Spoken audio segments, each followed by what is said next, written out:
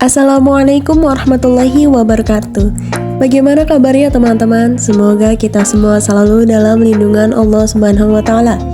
Kali ini kami akan membahas mengenai Management of Islamic Financial Service and Retail Cooperative.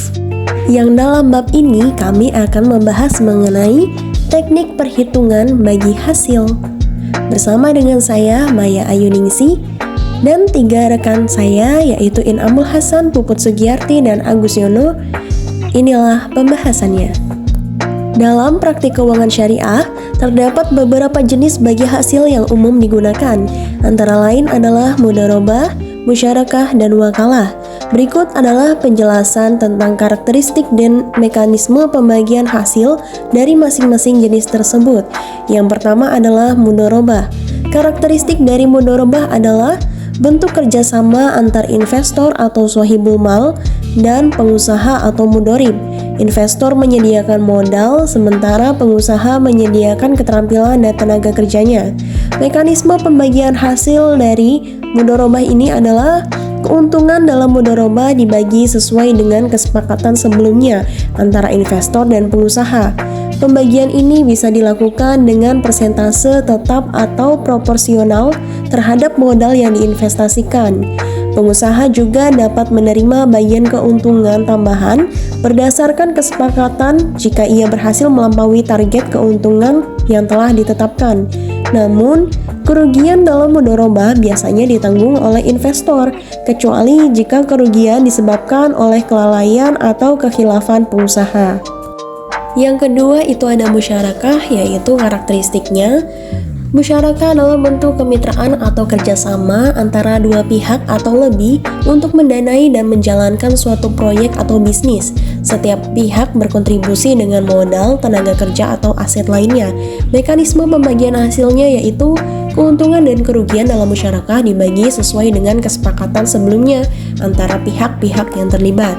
Pembagian dapat dilakukan berdasarkan persentase kepemilikan modal masing-masing pihak atau persentase yang telah disepakati sebelumnya. Setiap pihak memiliki hak untuk berpartisipasi dalam pengambilan keputusan terkait bisnis tersebut. Yang ketiga yaitu adalah wakalah. Karakteristik wakalah adalah prinsip kepercayaan atau pengamanan dana. Dalam konteks keuangan syariah, wakalah digunakan ketika seorang investor memberikan dana kepada wakil untuk mengelolanya. Dalam praktik keuangan syariah, terdapat beberapa faktor yang mempengaruhi proses pembagian hasil antara pihak-pihak yang terlibat. Berikut adalah beberapa faktor utama yang mempengaruhi alokasi keuntungan dalam praktik keuangan syariah. Yang pertama yaitu ada faktor risiko. Pembagian hasil dalam keuangan syariah dipengaruhi oleh pembagian risiko antara pihak-pihak yang terlibat. Pihak yang mengambil risiko lebih besar cenderung mendapatkan porsi keuntungan yang lebih besar pula.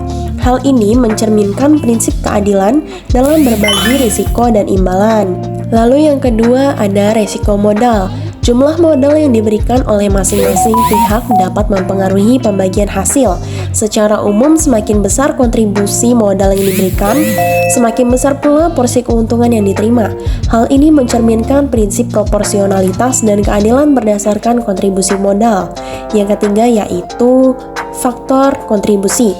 Selain modal, kontribusi non-keuangan seperti tenaga kerja, keterampilan, pengalaman, dan sumber daya lainnya juga dapat mempengaruhi pembagian hasil.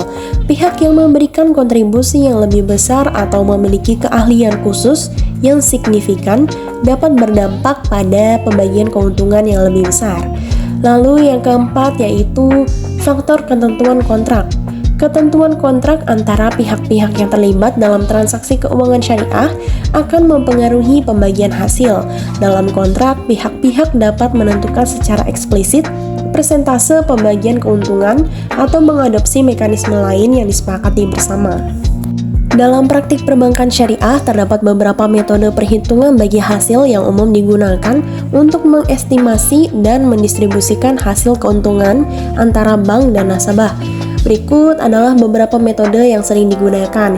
Yang pertama yaitu metode rasio pembagian.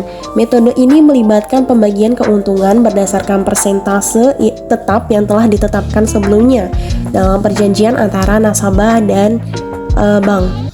Contohnya yaitu dalam mudharabah atau musyarakah, bank dan nasabah dapat sepakat untuk membagi keuntungan secara proporsional dengan persentase tertentu, misalnya 70% untuk nasabah dan 30% untuk bank. Lalu yang kedua yaitu metode tunai. Metode ini melibatkan pembagian hasil berdasarkan jumlah uang tunai yang diterima oleh bank atau nasabah sebagai kompensasi atas penggunaan modal atau dana. Misalnya dalam pembiayaan murabahah, bank akan menjual barang kepada nasabah dengan harga yang telah disepakati, termasuk markup keuntungan. Nasabah akan membayar harga tersebut dalam bentuk tunai kepada bank. Yang ketiga yaitu metode musawamah. Metode ini melibatkan negosiasi antara bank dan nasabah untuk menentukan tingkat keuntungan yang akan dibagi berdasarkan kesepakatan. Bank dan nasabah akan saling berunding untuk menentukan persentase keuntungan yang adil dan bersama-sama setuju pada pembagian tersebut. Selanjutnya adalah metode ijarah. Metode ini digunakan dalam pembiayaan sewa atau leasing, di mana bank sebagai pemilik aset menyewakan aset kepada nasabah. Keuntungan dalam metode ini dapat ditentukan melalui perjanjian sewa antara bank dan nasabah, di mana nasabah membayar sewa kepada bank sebagai kompensasi penggunaan aset. Sekian materi yang dapat saya sampaikan, kurang lebihnya saya mohon maaf. Wabillahi taufik wal hidayah. Wassalamualaikum warahmatullahi wabarakatuh.